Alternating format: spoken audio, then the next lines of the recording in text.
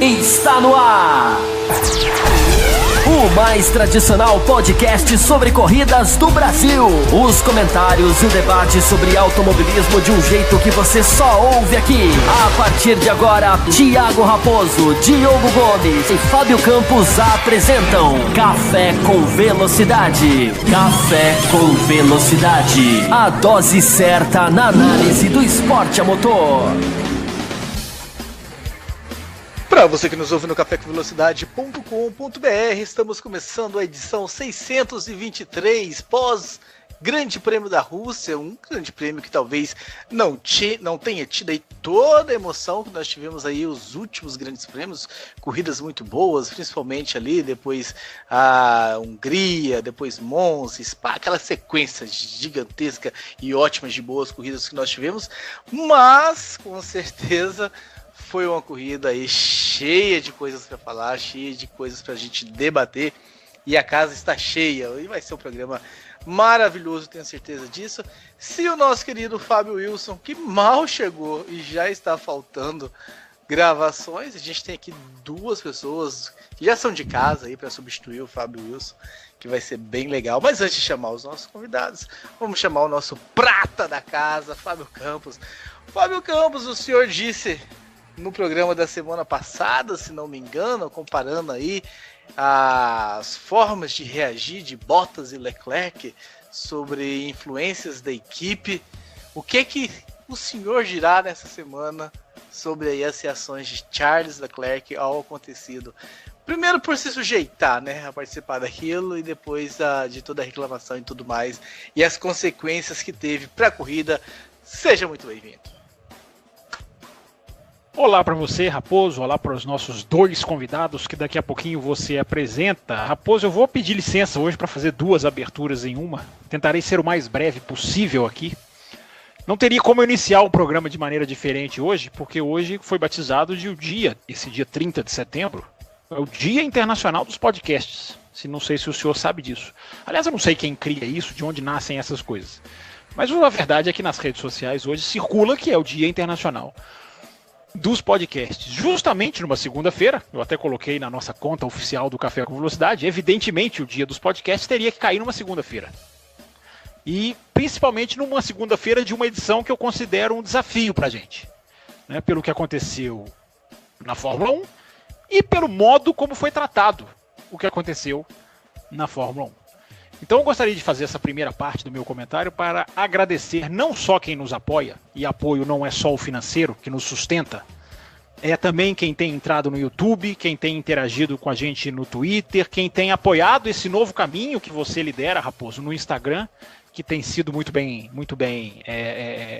tem tido boas impressões, e comemorando, citando e lembrando que nós viemos de uma edição que se tornou para nós quase que histórica, porque a edição passada a gente deixou de contar em centenas. Um bloco apenas eu estou falando, não estou falando da soma, mas o bloco a gente deixou de contar em centenas e passou a contar em milhares.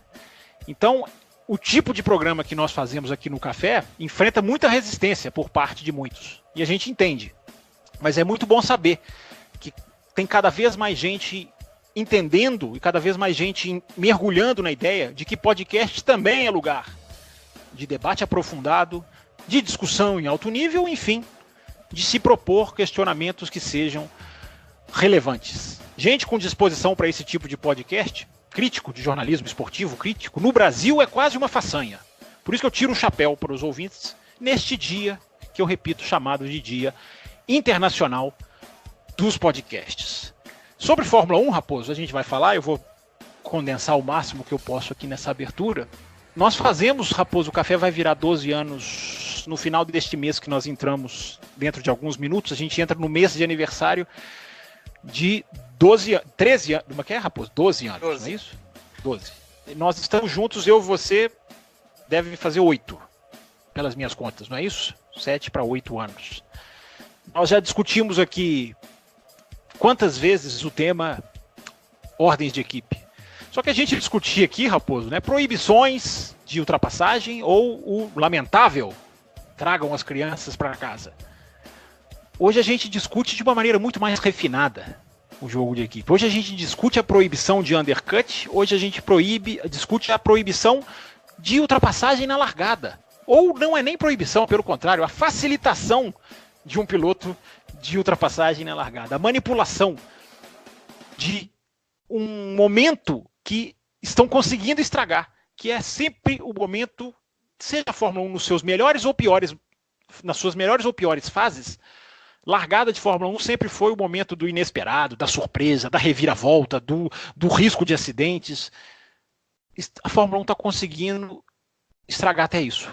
A Fórmula 1 está conseguindo refinar o tratamento que ela dá para as corridas. E a gente vai entrar nesse podcast, Raposo, na aceitação, na conivência que é cada vez mais clara, absurda e escancarada, que a gente viu nos comentários que nos marcaram nas redes sociais, como até as pessoas que assistem se chocam e aqueles que transmitem não se chocam. É assunto para essa edição que eu repito, Raposo, é um desafio para a gente nesse mês de aniversário que a gente vai entrando aí do Café com Velocidade, dando ótimas vindas a quem está se juntando a essa turma de ouvintes. Muito bom, você é dia aí, então. É internacional ou nacional do podcast? Não, internacional, inclusive. Internacional.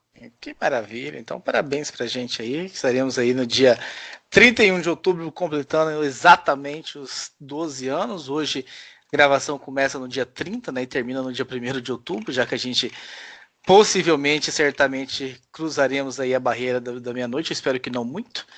E a gente recebe 2 convidados aqui, que eu vou te falar, nem sei se merece chamar eles de convidado, Fábio Campos, já são tão da casa esses caras aqui.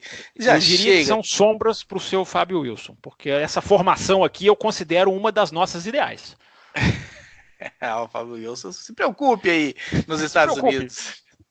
Fábio Wilson, para quem não sabe, é um cara que trabalha aí, viajando o mundo, está lá na Califórnia nessa segunda-feira, não conseguirá aí gravar com a gente, mas está muito bem representado aqui. Primeiro por ele, Eylor Marigo, né? Vamos chamar aqui pela ordem talvez cronológica. O Eylor que participa já mais tempo do que o nosso outro convidado, Eylor. Sempre o maior prazer em participar, né? Sempre que vocês chamam ou quase sempre que vocês convidam, estamos aí. Me diz aí, tua impressão, antes da gente mergulhar nesse assunto, dessa pataquada de me deixa passar na largada que eu te devolvo depois. A minha impressão é que detalhes me surpreendem, outros detalhes não me surpreendem nem um pouco nessa pataquada completa, mas é lógico que um GP da Rússia que já não tem um apelo super positivo, pelo menos não para mim, quando acontecem essas coisas, dá vontade de desligar a televisão e voltar para a cama. Mas vamos lá, a gente segue cultivando o automobilismo. E o nosso outro convidado que vem lá do Botequim GP, o rapaz aí que leva a sério essa mistura de etílica com automobilismo aí, o cara do Botequim, vive aí num paraíso no Brasil. Cara, o pessoal que visita a cidade dele aí é um pessoal feliz, Balneário Camboriú. Nosso querido Will Bueno, mais conhecido como Filho do Homem. Will, seja muito bem-vindo também. E a pergunta para você é simples, a gente quer saber de cara aí a impressão do pessoal sobre essa brincadeira da Ferrari com os nossos fãs, torcedores e admiradores desse esporte aí, que é a Fórmula 1.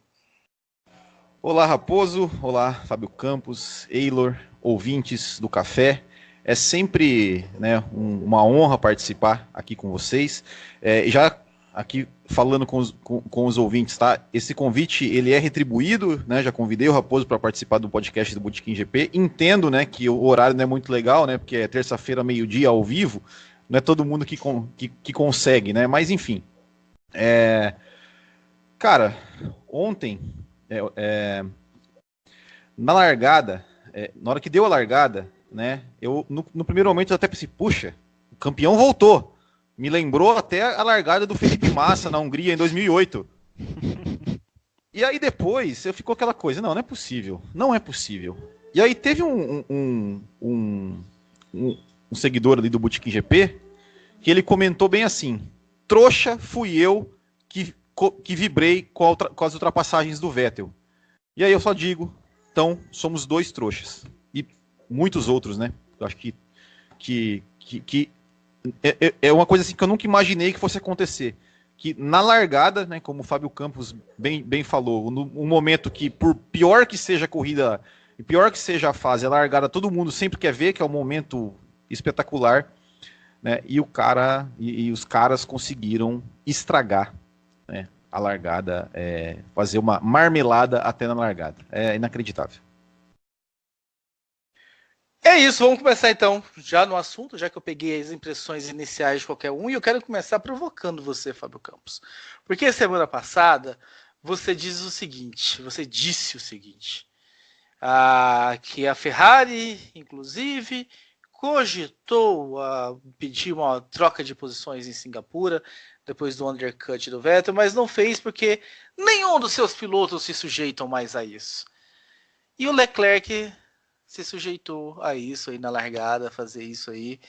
Ingenuidade do menino, acreditar, malandragem do Vettel.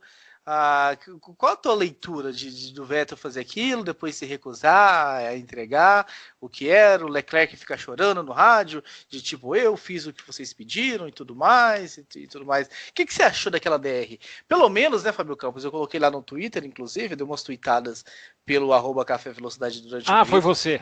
Eu achei que a nossa conta tivesse sido hackeada. Pelo menos os rádios da Ferrari estão indo ao ar. Estão indo ao ar. Imagina se não fossem, né, Raposo? Imagina a compreensão dessa corrida como seria feita horas depois, tivessem a mesma filosofia que tiveram no começo do ano. Primeiro que se esclareça uma coisa, Raposo, não é que o Leclerc se sujeitou a isso. Existia ali um acordo de que, ao ceder a posição para o Vettel, ele receberia de volta. Então não foi que ele nenhum dos dois vai abaixar a cabeça para o outro. Não foi uma questão de abaixar a cabeça para o outro. A Ferrari não percebeu isso. Nós dissemos aqui, após o Grande Prêmio da Itália, da possibilidade de tudo explodir, né? E explodiu. Estava telegrafado. Parece que só quem estava lá diante, mas que aconteceu nas barbas de alguns, e esses não perceberam, que nós avisamos, inclusive, muita gente citou, o caso do Grande Prêmio da Itália, que poderia detonar ali uma situação, digamos, desconfortável para a equipe. Detonou. Vettel e Leclerc brigam por 2020. Eles não estão brigando por 2019. Eles estão brigando por 2020. Porque quem abaixar a cabeça agora é muito provável que comece de cabeça baixa em 2020. Quem abaixar a cabeça agora é muito provável que a equipe comece já trabalhando para o colega ao lado na pré-temporada de 2020. Então, é uma química que eu considero perfeita. Um apoiado na história, no peso do seu currículo, o outro apoiado na velocidade, no que tem mostrado, no que tem feito. Eu até coloquei isso, não me lembro se falei isso aqui semana passada, acho que falei, mas coloquei isso na minha conta lá no Twitter. Essa é a oportunidade de grandes dirigentes aparecerem. É nessas horas que o cara que sabe, que tem capacidade de conduzir uma equipe de Fórmula 1, tenta da melhor maneira possível tirar proveito de dois pilotos rápidos. Não fazendo isso, o que a Ferrari está fazendo. Não fazendo isso que a Ferrari fez. Porque tudo bem você conversar numa pista como a Rússia, você conversar com seus pilotos sobre a largada. Até entende-se se chegar ao ponto de, olha, você vai mais por fora, olha, você fica então por dentro, não troque, não faça um X para lá e para cá antes de chegar na curva. Você conversar, evidentemente, pode ser considerado como algo natural. Agora, isso que foi feito, de você dar o vácuo, ele te ultrapassa e depois volta, é o que eu falei na abertura. Estão matando as largadas também.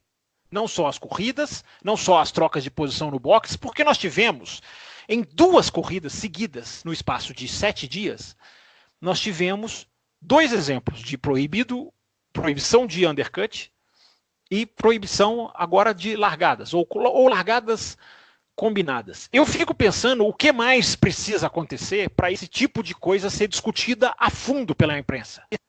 A fundo pelos que estão envolvidos no automobilismo. Porque o mais grave de tudo isso, Raposo, eu vou deixar o Eilo falar sobre a Ferrari, o Will falar também, sobre o vácuo, sobre a primeira curva, sobre o volta não volta, sobre os rádios tão ridiculamente reproduzidos, felizmente reproduzidos, mas os rádios são um retrato do ridículo, né? Olha, mas eu cumpri, aí o outro, não, mas eu não vou aceitar, é triste concluir que a salvação do automobilismo hoje, para não virar um fantoche a 300 km por hora, um teatro de bonecos a 300 km por hora, a única arma de defesa hoje é a desobediência. Isso é uma coisa que as pessoas deveriam refletir. Mas eu me preocupo mais, Raposo, para ouvir vocês três, com a aceitação. O que mais precisa acontecer para a Fórmula 1 e para aqueles que a cercam discutirem algo que inviabiliza as mudanças técnicas para 2021, o regulamento mais igualitário, mais, enfim, igualitário que sejam tudo, que finanças, carro, departamento técnico. De que adianta todo esse trabalho? Se essas cabecinhas pensantes pisam no esporte, e aí eu termino onde eu queria começar, com a conivência de tanta gente. Porque esses caras, Binotto, Wolff, Gunther Steiner, essas figuras absolutamente metódicas, absolutamente empresariais, eles têm a conivência gigantesca de uma parcela de fãs, que acham que são competentes, então nós temos que ceder à competência deles. Como se eles tivessem carta branca para fazer o que quiserem, porque são competentes. Podem pisar em cima do esporte, podem rasgar os conceitos que forem de Fórmula 1. Ah, mas ele é tão competente. O Toto Wolff chega a ter cheerleader no Brasil. Ele tem cheerleaders no Brasil, o Toto Wolff. Não só no Brasil, como lá fora, inclusive. Até porque eu já vi isso lá fora, diante de mim, assim, a 2, 3 metros de mim. Como que o Toto Wolff não consegue andar num estacionamento em Monza? Porque ele tem uma legião de cheerleaders. Né? Então, esses caras têm a conivência da mídia, esses caras têm a conivência de um enorme grupo de torcedores para continuarem rasgando o que seja história, o que seja qualquer possibilidade de disputa na Fórmula 1, Raposo. Ao bel prazer, porque eles são muito pouco questionados, são muito pouco confrontados. E acontece o que aconteceu, né? Acontece o que eu até defini como palhaçada lá no vídeo, né, do domingo que eu fiz pós-corrida para chamar o comentário do pessoal. E passando para você, Eilor, tem uma pergunta aqui da Karen Titz, que ela até comenta, ó, ler o meu sobrenome corretamente no programa passado. Então a Karen Titz que pergunta aqui, queria saber a opinião de vocês a respeito da estratégia da Ferrari na largada, considerando a diferença de pneus entre Vettel e Hamilton, a vantagem da Ferrari nas setas. Vocês acham que era realmente necessária a troca de posição entre Vettel e Leclerc? Só emendando, né? Então esse seu comentário, o Eilor, nessa pergunta da Karen e no comentário do Fábio Campos sobre os manda-chuvas que se acham acima do bem e do mal, que podem tudo, que fazem tudo e que tem aí o apoio, inclusive, né, a torcida e fãs que batem muita palma e raramente ouvem críticas, a não ser quando cometem um erro grotesco, e aí a Ferrari no começo do ano, todo mundo criticando. Raposo, quando erram na estratégia, são mais criticados do que quando manipulam resultados de corrida. Curioso, né? Sim. Eu acho que vamos começar com respondendo a Karen, que eu acho que é mais importante aí. Com certeza responder a Karen. Total prioridade para responder a Karen, por favor. Total prioridade. Karen, eu acho o seguinte, eu acho que a gente tem que refletir em cima de ordens de equipe, em cima de estratégias e acordos, etc e tal, da seguinte forma, do ponto de vista desse incidente da largada, né, de Leclerc deixar o Vettel passar para proteger as Ferrari da Mercedes. A Mercedes está numa situação confortável. Inclusive, antes do retorno das férias, o próprio Toto Wolff chegou a comentar que a Mercedes não faria nenhum grande esforço técnico para retomar a liderança no campeonato, caso a Ferrari passasse a ser o melhor carro das férias para frente. Toto Wolff comentou isso, falou que o Grande Prêmio do Japão, agora o próximo, seria a última mudança técnica dos carros de 2019, o que demonstra que a Mercedes está tranquilamente e com razão com a cabeça em 2020. Matematicamente, a gente tem aí, principalmente depois do resultado da Rússia, a gente tem aí uma Mercedes com chance de fechar o campeonato já no Japão e um Hamilton com chance de fechar o campeonato já no México. Considerando que quem compete diretamente com a Mercedes é a Ferrari, e mesmo que a Ferrari fique na frente, mas ninguém vai, dificilmente alguém vai tirar os pontos da Mercedes daqui para o resto do campeonato, a gente pode considerar que esse título já está praticamente garantido. Então eu acho que a Ferrari, numa posição de estar sendo muito pressionada, Mattia Binotto...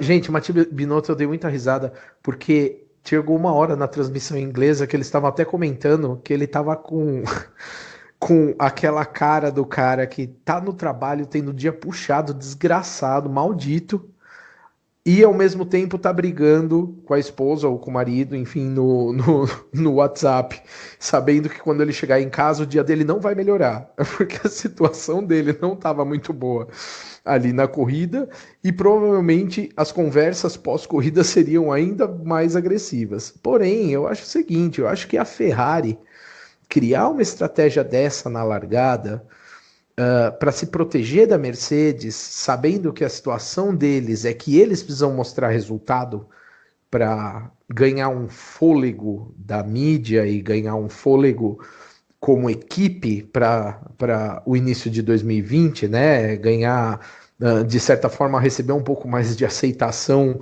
com os resultados do fim desse ano e aproveitar o fato de que a Mercedes está numa posição confortável. Uma posição que já vinha sendo declarada, eu não sei se todo mundo reparou, mas a forma como o Hamilton falava dos resultados antes das férias já deixava muito claro que a Mercedes estava, meu amigo, a gente ganhou.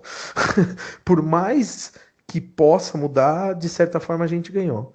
Então eu diria que nesse ponto, a Ferrari criar estratégias para se proteger da Mercedes, deixar passar, deixar...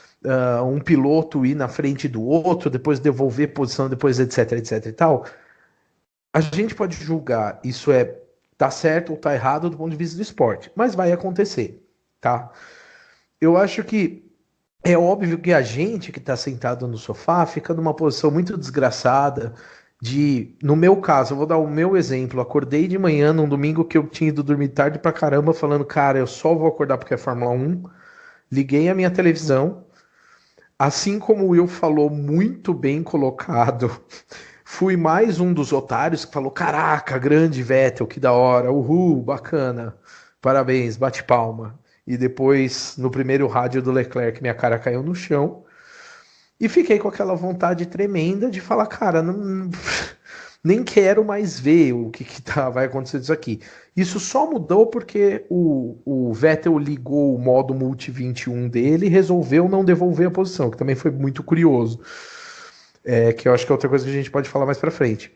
Mas eu acho que a grande dúvida que fica pra mim é assim, a Ferrari fazer isso não chega a ser surpreendente, e eu acho que esse ano a gente viu grandes momentos de disputas, grandes momentos, grandes corridas de Fórmula 1, ao mesmo tempo que a gente viu coisas bizarras e grotescas do esporte, de momentos como o final da qualificação em Monza, momentos como ordem de equipe da Ferrari, gente, que esse ano não é nenhuma novidade, sabe? A gente teve ordem de equipe da Ferrari na primeira corrida do ano, a gente teve ordem de equipe da Ferrari na Hungria, a gente teve ordem de equipe da Ferrari troca de posição no Bahrein, a gente teve ordem de equipe o tempo inteiro para tentar trazer o resultado que eles não estavam conseguindo trazer. Agora que eles têm a chance de trazer o resultado com uma Mercedes mais relaxada, por que não tentar tudo que dá para fazer? Eu, como espectador, assim como vocês, gosto de ver palhaçada? Não, mas não me surpreende nada. E uma reflexão que eu deixo em cima da reflexão da Karen, que aí eu acho que o Will podia falar, hein? Que é a seguinte, a gente que para assistir todo fim de semana, perder 2 horas da nossa vida para ver uma corrida, ou 6 ou 8 horas da nossa vida para ver um fim de semana completo da Fórmula 1, a gente precisa pensar... um pouquinho mais, pode ser um pouquinho mais, viu? Pois é. A gente precisa parar para pensar o que é mais agressivo para o esporte. Se é uma equipe que adota a estratégia, que deixa clara a estratégia de que temos um primeiro e temos um segundo piloto abertamente, e que a gente vai sempre priorizar um em detrimento ao outro, a menos que as posições se invertam completamente no campeonato, né? E que gera uma guerra interna dentro da própria equipe, corre esse risco, corre o risco de, no meio de um campeonato, virar uma coisa tão disfuncional que os rádios começam a dar na cara que essas ordens são comuns, fazem parte da regra, o importante é a equipe dane-se o resto, para não falar uma palavra mais feia, ou se é pior, uma equipe que coloca no seu grid 2 pilotos com um degrau de qualidade de diferença, com preparo diferente para evitar brigas internas. Porque eu não sei se uma coisa é pior que a outra. E eu não sei se eu consigo encontrar um senso de justiça no posicionamento de uma Ferrari ou de uma Red Bull, que fazem isso, a mesma coisa, ou se eu consigo encontrar esse mesmo senso de justiça numa Mercedes ou numa Haas, como o Campos citou, que também tem um posicionamento semelhante. Eu não consigo identificar qual que é pior. Eu acho que a gente tem um trabalho de identificar aí qual é pior para a gente, para saber, para poder responder se momentos como o que aconteceu, momentos que aconteceram, não foi só a largada, né? Foram vários nesse GP da Rússia, são tão nocivos ao esporte quanto qualquer outra coisa que é feita por trás nos bastidores e a gente não enxerga. Com a palavra, Will Bueno.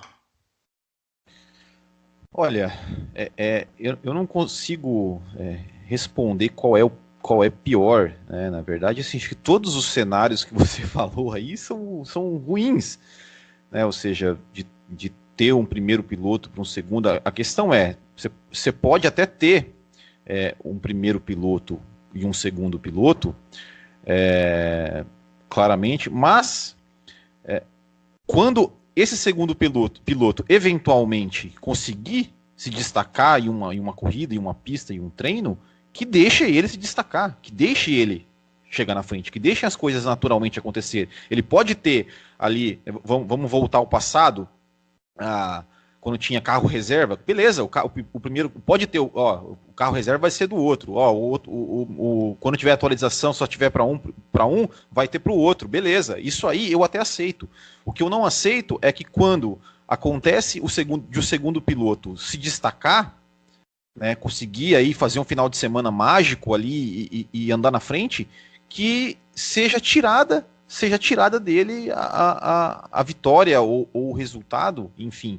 E o que eu fico pensando, né, com relação ao que aconteceu no domingo, mas que medo é esse de ser ultrapassado numa corrida de carros? Que medo é esse? Tipo, olha, vamos fazer assim porque pro Hamilton não ultrapassar. Cara, sabe, será que eu sou tão sonhador assim de imaginar que um dia alguém vai falar assim, olha,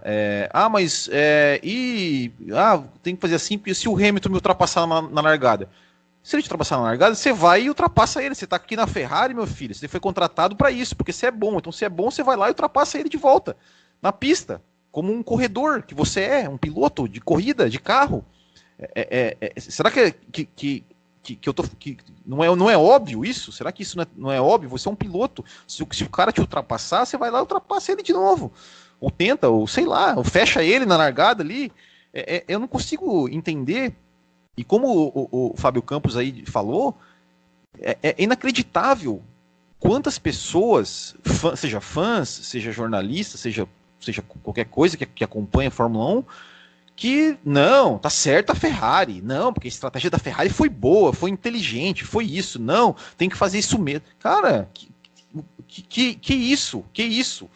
O que mais falta acontecer para exatamente, como eu lembro que a minha última participação que eu estive aqui foi quando teve o GP do Canadá e a gente estava falando, olha, hoje era o dia da imprensa estar lá na porta da FIA para falar sobre isso. E hoje era mais um dia para falar assim, pô, gente, né, a gente já veio da semana passada de um cara que, anda mais rápido, anda mais devagar para você não passar o outro. E agora na largada, olha, pô, não dá para entender, como que isso está ficando normal na vida de quem acompanha Fórmula 1. E aí, assim, uma coisa que a gente sempre fala sobre 2021, sobre tudo mais, cada vez mais teria que acontecer, mas não vai acontecer, infelizmente, da Liberty chegar e não ouvir ninguém. Falar assim, meu querido, a Fórmula 1 vai ser assim, as regras vão ser essas. Você quer? É assim, se não quer, mas não sei quem ameaça sair. Que saia. E não vai sair porcaria nenhuma, porque sempre falam que vão sair e montar uma outra categoria, nunca vão. Né? Então, assim, só que infelizmente não vai acontecer, porque o que aconteceu ontem não está chocando mais ninguém. Ninguém fica chocado com isso. Ninguém fica chocado quando lá em 2002 lá o Rubinho deixou o Schumacher passar na Áustria. Nossa, ficou até programa que não falava de Fórmula 1 como falou, polemizou. Hoje em dia... Lembre-se da reação da torcida, né, Will? Isso, você exato. Assistiu aquela corrida. Lembre-se o que foi o autódromo na Áustria naquele dia. Mas como disse o narrador da televisão brasileira, nesse final de semana, não pode fazer na última volta. Na última volta é feio. Não pode fazer na última volta. Agora, na primeira, na quinta, na 20ª, tudo bem, não tem problema nenhum. Até eu ia fazer um outro gancho, mas agora se você falou, eu vou fazer um gancho que eu ia falar. Que eu ia mandar um e-mail aqui para vocês, né, mas como o Raposo me convidou, na edição passada, você estava falando sobre a transmissão brasileira e tal, aquela coisa toda. Só para você já saber, já aconteceu de 2 vezes esse programa, se não me engano, de alguém mandar um e-mail, e aí vir à noite gravar com a gente e responder o próprio e-mail. Sim, eu estava presente num deles, inclusive ganha pontos em dobro. Com o Ricardo Banniman, vou ver se eu estava aqui, não lembro qual foi, mas o Ricardo Banniman respondeu o próprio e-mail, mas enfim.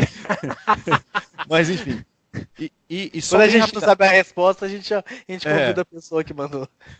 E só bem rapidamente, assim, para não desviar do assunto, mas eu só queria deixar aqui um elogio. Rádio, né, Will? A gente falava da questão do rádio na semana passada, né? Que a gente citou aqui da transmissão, falar em cima do rádio, né? Sim, exato. E aí eu tinha comentado, né, na semana passada ali no Botequim, mas Luiz Roberto, não sei o quê, reclamando.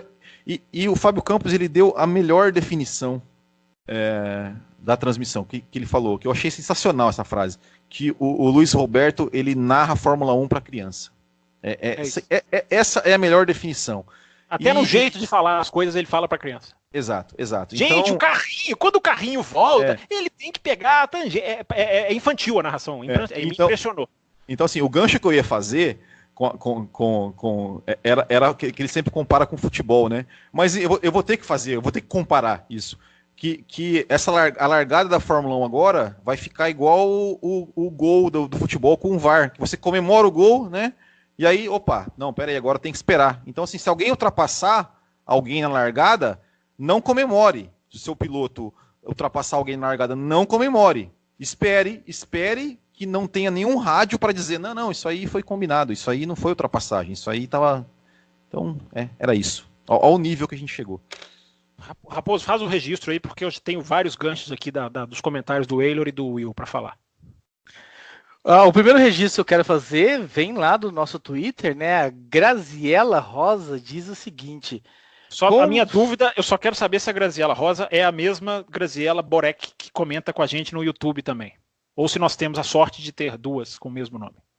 Eu acho que é a mesma, que o Twitter dela é Grazi B. Não fica especulando, deixa eu achar que são duas diferentes, não fica especulando, Enfim, ela diz o seguinte: como eu sou ouvinte nova, estou ouvindo desde o início da temporada. Como é interessante ouvir a opinião do convidado do episódio 603, Will Bueno, sobre o Leclerc, sabendo tudo o que aconteceu com ele desde então. Então tem elogios a você. Tem alguma coisa combinada nisso aí? É muita coincidência ela citar justamente a 603. Eu tenho alguma coisa combinada nisso aí. Você falou alguma coisa na edição, você disse alguma coisa.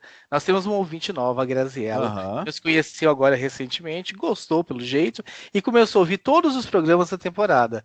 E ela acaba de fazer um elogio à edição 603, em que você faz um comentário lá sobre o Leclerc, que não sei qual é o comentário específico, e ela fala, interessante o comentário que o convidado, que é você, fez no 603, sabendo tudo o que aconteceu com ele. Você lembra qual foi a edição do 603? Foi do Bahrein ou foi do Canadá?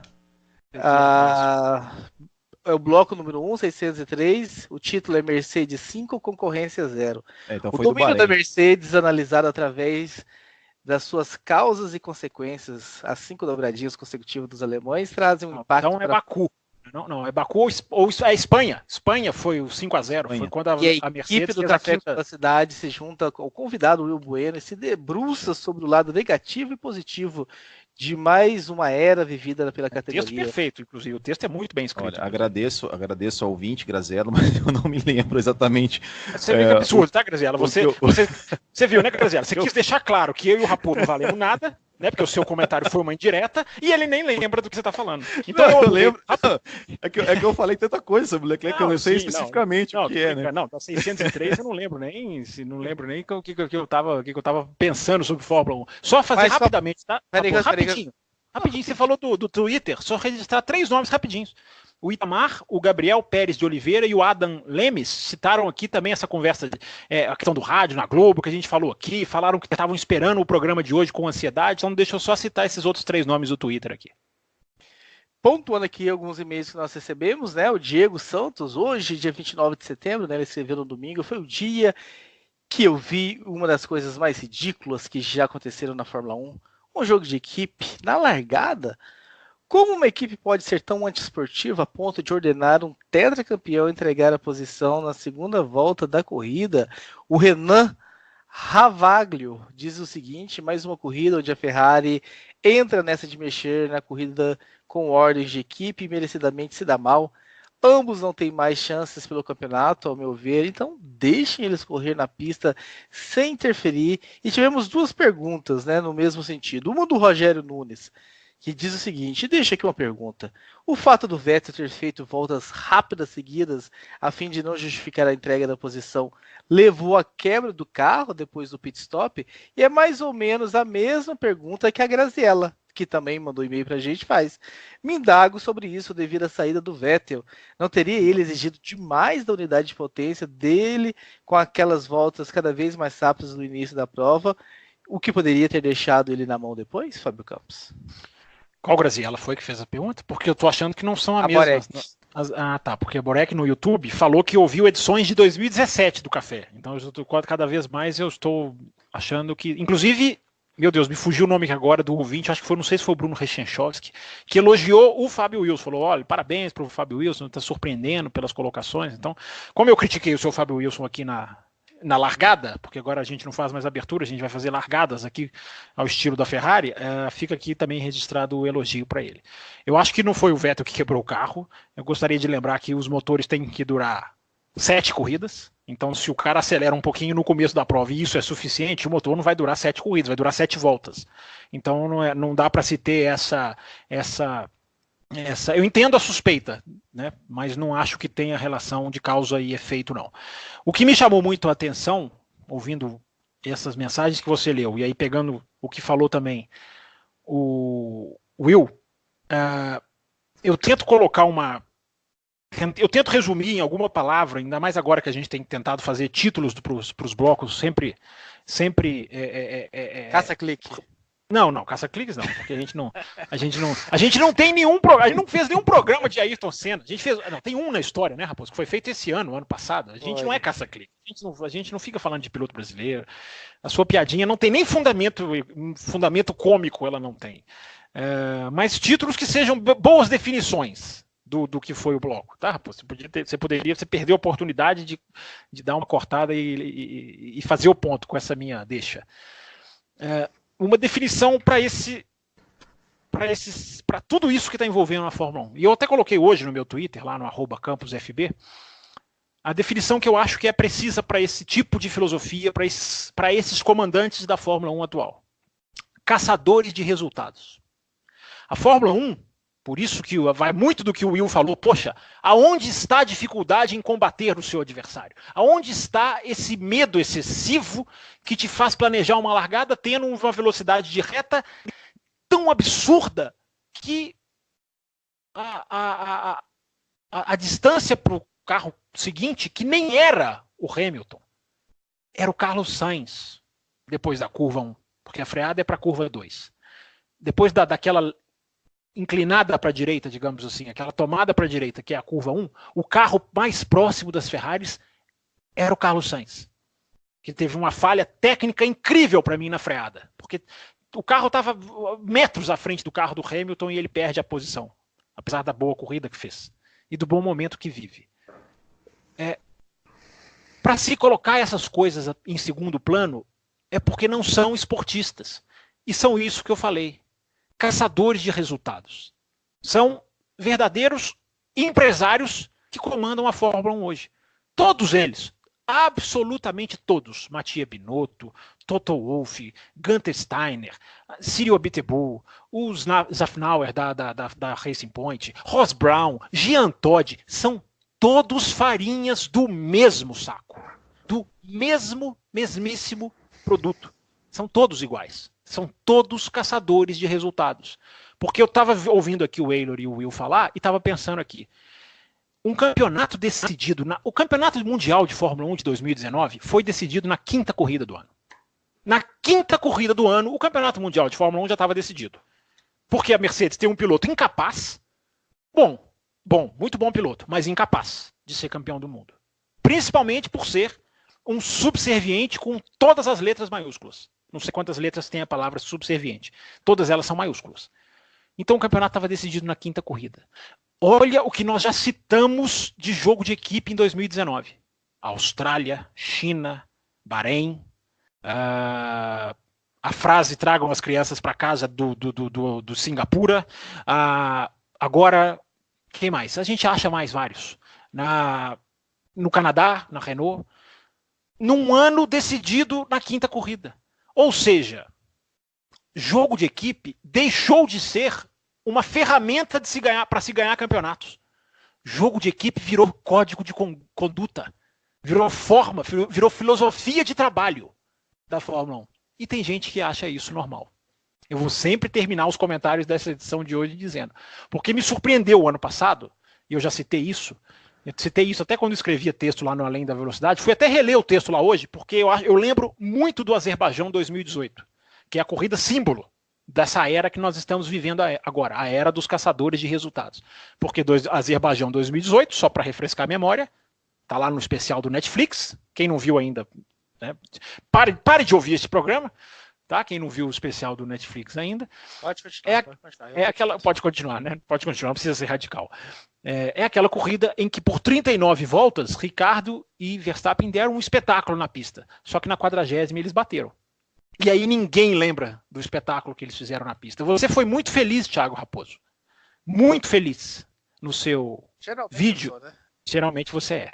No seu vídeo para o Instagram, quando você citou a bela, nobre e esquecida Toro Rosso. Que mais uma vez deu um exemplo na pista de que pode haver emoção com os dois pilotos. Nesse caso, um deles acabou perdendo tempo, mas foi por erro técnico dele. Não foi por nada mais do que isso. Você foi muito feliz quando você lembrou da Toro Rosso no seu vídeo, Raposo. Mas eu sou mais feliz agora em saber que você ouviu. Assistiu, aliás. Como não? Como não? Tá lá na nossa conta do Twitter, enfim, foi reproduzido, foi comentado, enfim, gerou uma série de comentários que eu estou trazendo aqui para o programa. Então, é muito legal. Agora, eu acho que acho que o mundo queimou, se é que queimou, não deveria ter queimado, porque ela deveria estar aí viva ainda hoje, a hashtag Let Them Race. Todo mundo queimou essa hashtag no Canadá. Essa hashtag tinha que estar viva agora. Tinha que estar borbulhando agora. Tinha que ser trending topics, como eles dizem. Agora, essa é a hora do mundo da Fórmula 1 tentar defender corrida, tentar defender o esporte. Porque o esporte está ficando pequenininho. A gente está cada vez vendo mais setores, tipos de manobra de corrida. O mais triste, juro que é a última frase para encerrar. O mais triste é constatar como o imprevisível é cada vez mais um corpo estranho no automobilismo. Como o imprevisível está cada vez mais desaparecendo do vocabulário de quem mexe com corrida.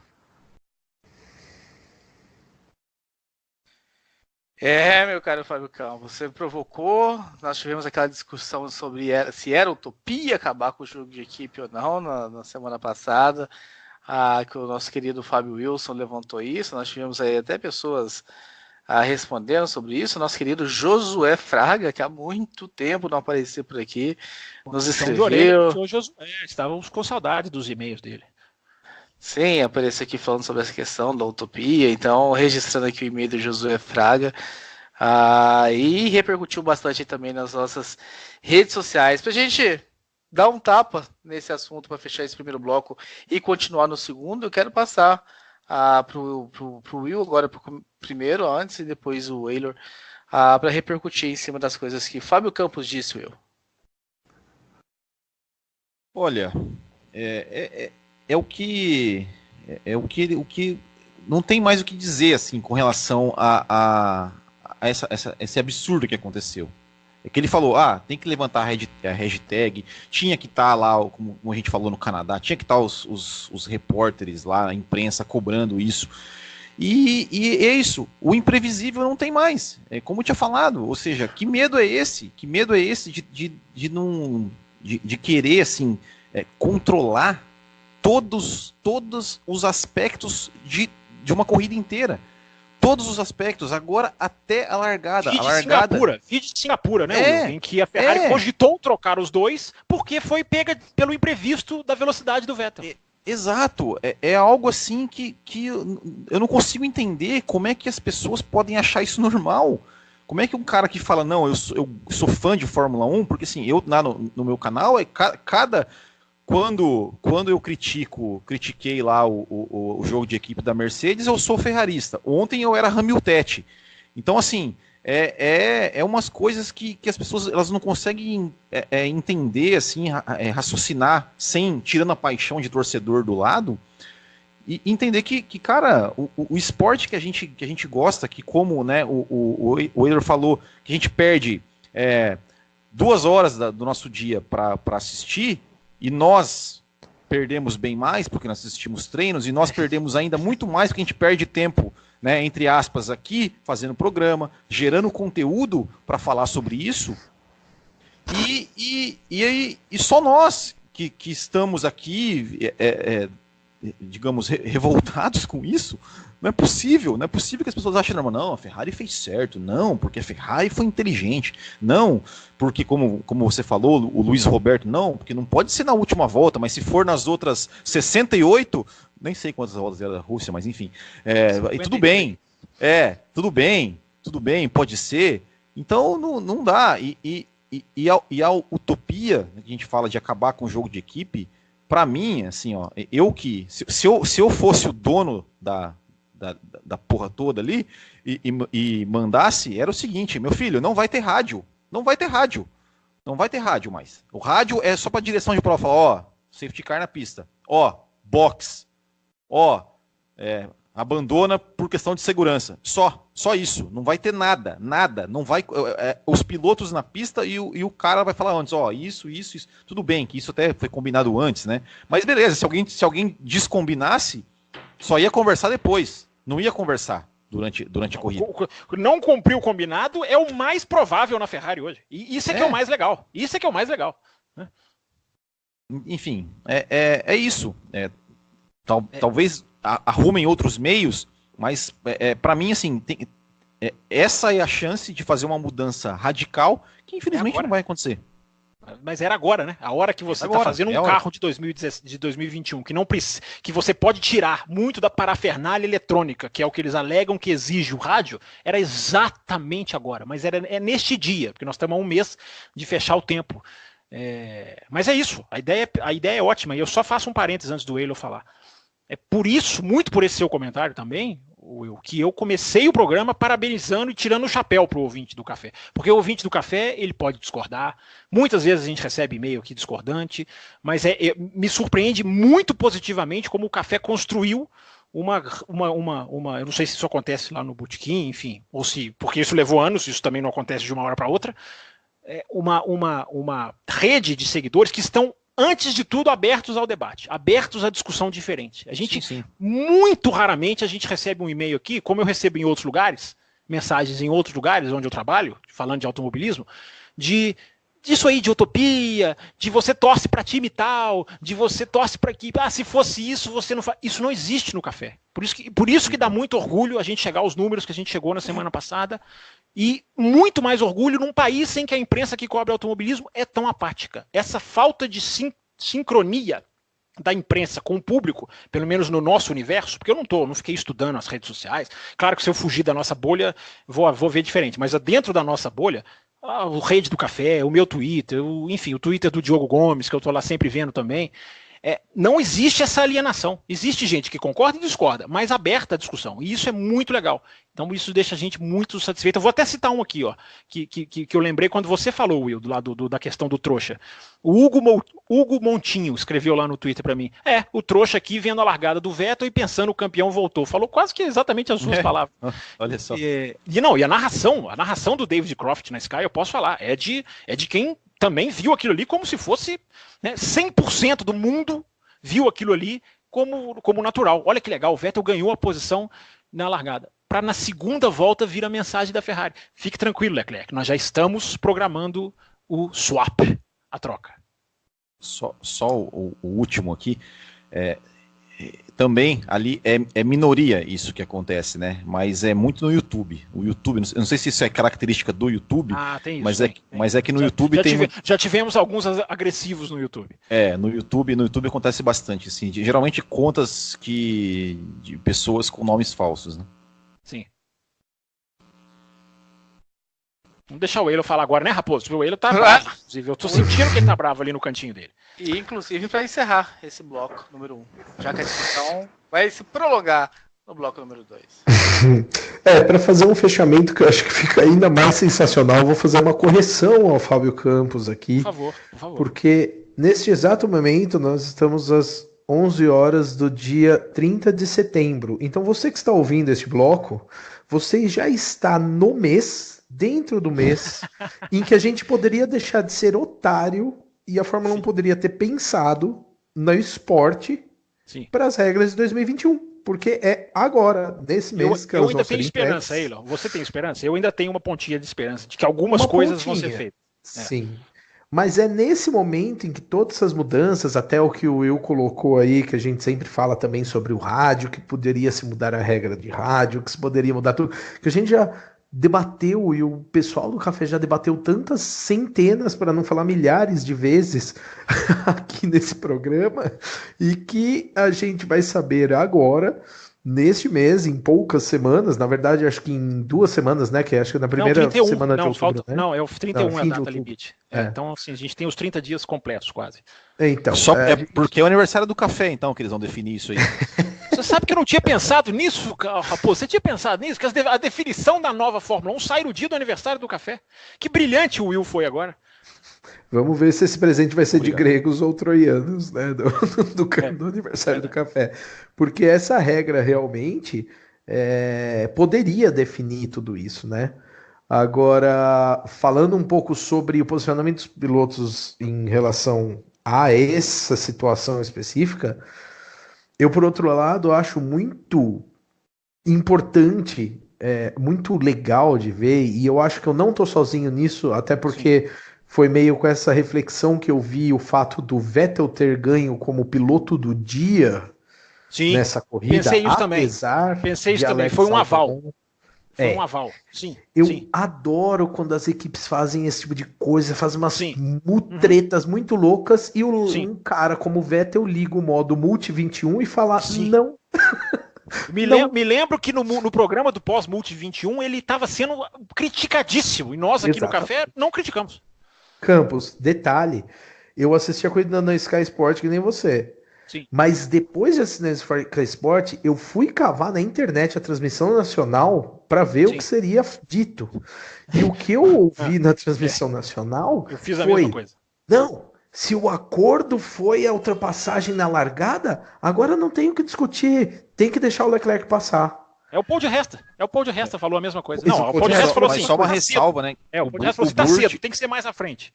Só uma ressalva. O Burt, em um momento da transmissão, ele pegou e falou, não, mas mesmo se foi combinado, eu não concordo com isso. Então tá feito. Ok. Mas aí bom que você falou, porque realmente eu não assisti a coisa completa. Eu vi esse momento e eu achei muito decepcionante. Eu peguei um pedacinho também. Agora, eu achei muito inacreditável, porque eu falei, poxa, as pessoas não vão enxergar isso, as pessoas não vão enxergar o posicionamento do Vettel, que talvez seja o único aí, tudo bem, pressando em benefício próprio, mas o único aí que tá dando uma lição na Ferrari e em todo mundo que faz táticas anti-esporte sobre Mas nem o como Leclerc, Will. Eu acho que nem o Leclerc vai fazer. Olha o que ele fez na Itália. O acordo era ele dar o vácuo pro Vettel, ele não deu o vácuo pro Vettel. Mas aí é que tá, Campos, exatamente. É isso que eu ia colocar.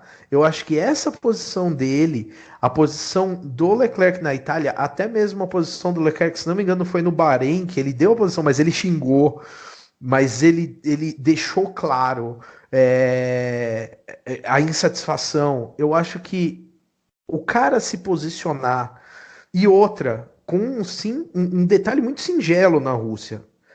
Ambos pilotos, e inclusive a equipe, estava muito claro para eles que a Ferrari ia conseguir fazer o que ela queria fazer, seja lá o que fosse, Sim. porque ainda não tinham sido parados no box. Então eles precisam inverter a posição, eles iam inverter a posição. Detalhe, como há relativamente pouco tempo atrás, a Mercedes fez também, de inverter a Red Bull fez também, de inverter uma posição no box, com os dois pilotos xingando, reclamando, etc, etc, e dane-se, foram lá e inverteram a posição no box. A Ferrari ia fazer isso. Só que tanto Leclerc quanto Vettel, sabendo disso, se posicionaram. E Vettel se posicionou no sentido de, cara, não, quer me passar, passa, chega aí. Ele descumpriu o acordo, nenhum. Claramente ele descumpriu o acordo. Descumpriu o acordo, claramente. No que eu bato palma. Enquanto o Leclerc, na posição dele, que hoje é confortável, né? Porque ele tá com o apoio, ele tá com a mídia, ele tá com todo mundo apoiando ele, se posicionou da forma, porra, era um acordo, você tem que me deixar passar. Sim. E aí é que para mim corrobora mais ainda. Não tá exatamente. Mas aí é que corrobora mais ainda para mim ver o Vettel ganhar o piloto do dia. Eu falei, cara, há esperança de que o pessoal pense no esporte e pressione a Fórmula 1 sobre isso, porque para mim foi muito claro o posicionamento do espectador de que, cara, nessa disputa de quem tá certo, do cara que foi contra e descumpriu um acordo, ou do cara que aceita o acordo e se colocou numa posição ruim, as pessoas que assistem ainda estão a favor de que esse acordo não exista. Exato. Então achei que esse posicionamento para mim foi um aval. O ganho dessa corrida de Rússia. E só para fechar uma coisa, respondendo a uma pergunta que eu acho que ficou um pouquinho no ar sobre os colegas aí que perguntaram se isso talvez tenha provocado a quebra do motor do Vettel, eu acho que não. Por um simples detalhe técnico, o que quebrou no motor do Vettel foi o MGU-K, que é o sistema que coleta a energia cinética. Isso. Né, não é enfiar o pé que força esse dispositivo. Exatamente. E o que estava acontecendo é que ele estava sob um risco de uma forte descarga, porque ele estava coletando essa energia e não estava desempenhando essa energia em potência da forma correta. E tanto isso é verdade. O dispositivo é carregado no freio, não no acelerador. Exatamente. Quando ele para o carro, você vê que para descer do carro ele dá um pulo para não aterrar o carro ali e poder levar aquele choque. E ele até avisa os fiscais, isso eu reparei também, que ele avisa os fiscais para empurrarem o carro pelo pneu, né, e não encostar na carenagem. Que até talvez por isso tenha demorado tanto para eles tirarem o carro dele ali, que estava fácil de tirar. Então, dificilmente foi isso que causou. Por esse detalhe técnico, provavelmente não tem nada a ver uma coisa com a outra mesmo. E mandou um volta V12. Com palavrão ainda, inclusive. F3 pontinhos, V12. Isso aí. É isso, meus caras. Com isso a gente chega ao final do primeiro bloco. A gente vai continuar essa discussão no segundo bloco. Temos ainda assuntos a discutir com isso. A pergunta que eu faço aqui é: Will, você volta no segundo bloco ou você já despede por aqui? Não conta. Ele não vai contar. Claro que ele vai deixar isso no ar para as pessoas. Inclusive, eu vou deixar uma coisa no ar. O anúncio da McLaren de motor Mercedes, para mim, é um fracasso da Fórmula 1. E eu explico no segundo bloco, para também deixar coisa no ar aqui para os ouvintes. Vamos para o segundo bloco, ouvintes. Não tenham medo, não tenham preguiça.